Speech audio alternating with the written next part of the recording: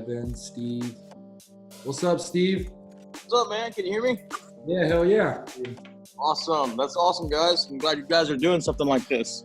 Yeah, man. Sorry for the technical difficulties. Definitely a first time. We're way better at doing glass work than we are hosting digital forums. Yeah, you got to work through these things, man. Hell yeah. I think it'd be cool just to all shoot the shit, talk about stuff, like meet up on a regular, and take advantage of technology. I know I wouldn't know Dustin, I wouldn't know Brandon, I wouldn't know Dan, none of you guys if it wasn't for Instagram alone. So it's cool as shit to be able to link up and start a conversation, get help when you need help. I know I've been in the field 100 times and just posted something where I needed help on something, and get 3, 4, 5, 10 responses sometimes. Specifically interested in everyone's story. I'm a serial entrepreneur. So I sold my contract for my glass company for $1 million when I was 23 years old. We did commercial stuff, but I had a partner and he was in a lot of debt. So I didn't get to see much of that money whatsoever. But I was young, dumb, naive, didn't really understand that I should have got a lawyer and got things cross-referenced before we got together. But it was cool that we didn't have any assets besides an old 1994 Chevy pickup truck. But we had some really good commercial. We had CBRE, which is one of the biggest commercial real estate investors in the world. And we had Bank of America from the south side of Houston, from downtown Houston to all the way down to Galveston. And we did all of their service. And I was able to sell that contract. And then from there, I've done cigars, coffee, real estate, all kinds of stuff. So then my daughter is what landed me back here working for Ames. And before that, I was trying to get into the digital world. So Taylor, David, and Rob were all strategically hired by me to build this. Not necessarily Ames. They help with Ames a lot, and that's kind of like the catalyst. But I want to build something that's more of a digital play, whether it's a mastermind or a group. I just saw a void in the market, a hole in the market when it came to the glass industry. And so I think that by working through this and doing this free stuff like this, eventually we could start a really, really cool mastermind that I think a lot of people would get a lot of value from, where we can interview home builders, designers, architects, and talk about different practices, create a training manual that we could all share to grow our company, marketing tactics, all that kind of stuff. But then other than that, we always just kind of fill a void. Whenever we see we're strategically going after something. Like right now, we're really doing windows. So trying to document all the process so we can bring on green hands. And I'm getting people straight out of high school, training them fast, and trying to turn them into lead guys with to run a business. What about you, Brandon?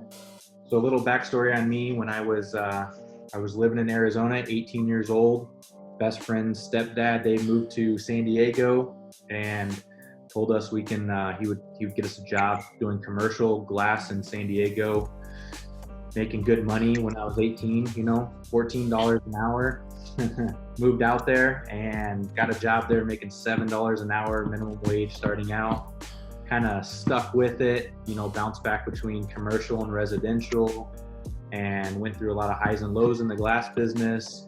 Moved back and forth from Arizona to San Diego, and then got a divorce, moved from San Diego to Arizona for the final time, worked for a Fortune 500 company that did a whole bunch of different stuff. It was a building envelope. They did, mainly bath packs, mirrors, showers, accessories and medicine cabinets and all that stuff.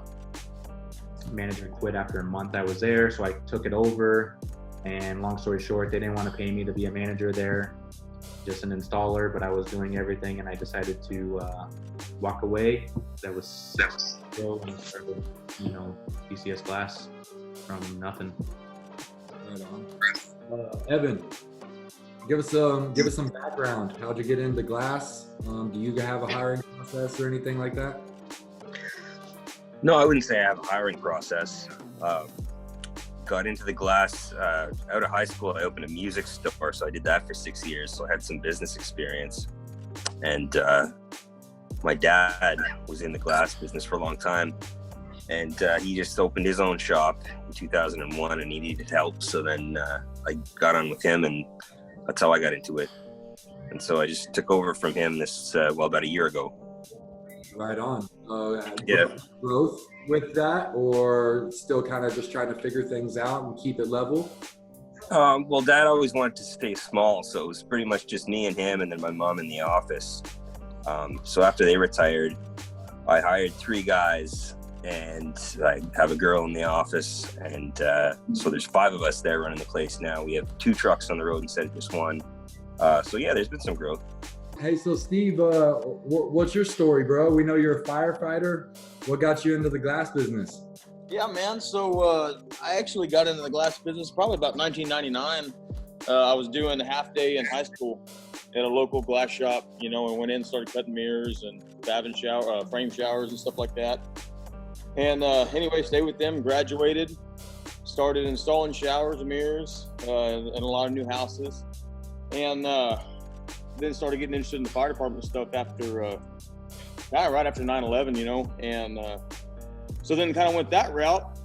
Met my wife. Her dad had a glass company in Converse, Texas, a little single, one-man band with a helper, and started helping him out, and got in the fire department in San Antonio, and then started getting a lot of requests, from firemen and just people that heard that I did showers and mirrors and all that kind of stuff, and decided to, because my father-in-law doesn't do a lot of that. He does a lot of repair commercial work, so a little bit of new commercial, small stuff, and a lot of window replacements. And so I kind of just started doing my own thing on showers, and basically never got out of it. And then started kind of pursuing some custom home builders, and now I've got about 4 custom home builders I do all their work for, and then some service stuff on the side, a little bit of commercial work. I did a car wash, a couple months ago. That was probably my biggest commercial job. And yeah, you did the what was it, the big red car wash that had all the arches and all that? Yeah, and that was a nightmare. Yeah, I could see that. I bid on 2 of those, man, and I didn't win them. But when I saw you doing it, I was like, he's a braver. Yeah. It was good, but I get what you're saying. My issue has been with suppliers. I've had so many problems with suppliers lately, and it's just so many constant trips. And that car wash in general, they rolled my, I got all my arches, I got all the radiuses and everything, right. And the first time they rolled the radiuses wrong. Second time they rolled them upside down. So it was just nonstop with that kind of stuff, I think that's huge in our industry is our suppliers kill us and we're the middleman. So and back and forth, nonstop back and forth trips. Customers don't ever understand that either, because they bought from us, right? So they can care less what you say about the supplier. They're like, well, I didn't buy from your supplier, I bought from you, right? Yeah, absolutely. But that's kind of my story, and I've been steadily growing, and I've kind of got that I'm in the niche of the commercial residential right now, and I've started Omni's probably one of my biggest builders now, and they do, I'd say, probably anywhere from $1 to $4 million houses, and now I'm probably doing work for all of their superintendents plus 4 other builders, and so I'm getting busy, and I'm a fireman, so I'm doing this 2 days a week with a helper, working a day, 2 more days a week, and then try not to work on the weekends, kind of thing. So I'm in a weird spot with that. Something cool about Brandon, just to brag on him a little bit right now. Last year, what he did financially in revenue, he's almost doubled that with the same amount of employees, just because he's been able to go up on the size of the job, the quality of the job, the prices, the margins, all that. So that's something to think about when we talk about simplifying. You can do more with less. Yeah, exactly. I mean, we went from last year 1.5 million to this year we're going to do over 2.5 million this year at this location in Phoenix. So. That's awesome. Matt, can you unmute yourself? You're in a place where you could talk to us? Let's hear about Matt, man. Hey, Chance, can you hear me? Yeah, we can hear you. How you guys going? Good, man. That's the way. Yeah, sorry, I've been churning in and out. I've been driving in the car, so I've been having to answer phone calls. But yeah, love what you guys are doing and following from over here in Australia. In terms of simplifying the business, yeah, we do majority of our stuff is all fully frameless, so we just sort of stick to that niche that we're good at and can be competitive in and do a really excellent job on. And yeah, when it comes to hiring, we're currently trying to expand. So yeah, we've hired a few guys that haven't sort of worked out because we are after quality guys. We can't really afford to be going back to any jobs or anything, so we need it done right the first time. So we've been through a couple of guys lately, but I mean, our team that we've got on, our full-time workers are all good. But yeah, I've just sort of found that we need to be better at firing and work out if they can walk the walk and talk the talk. So anyone can write whatever they like in a resume, but whether they live up to that's another thing, and you need to work that out rather quickly, I think, rather than wasting time on people that aren't going to have the same mindset. What got you into glass? I just straight out of high school, I was just looking for an apprenticeship, didn't really know what I wanted to do. Saw the apprenticeship going in the glass industry and thought, oh yeah, that could be something that I'd be interested in. So I got into it, and yeah, I fell into it and loved it. That's awesome. Brandon, do you follow Matt? He's at Clearly. I do. Glass. Yeah, we've talked a few times. Yeah, y'all do very similar style work. I mean, that dude's on TV out there in Australia.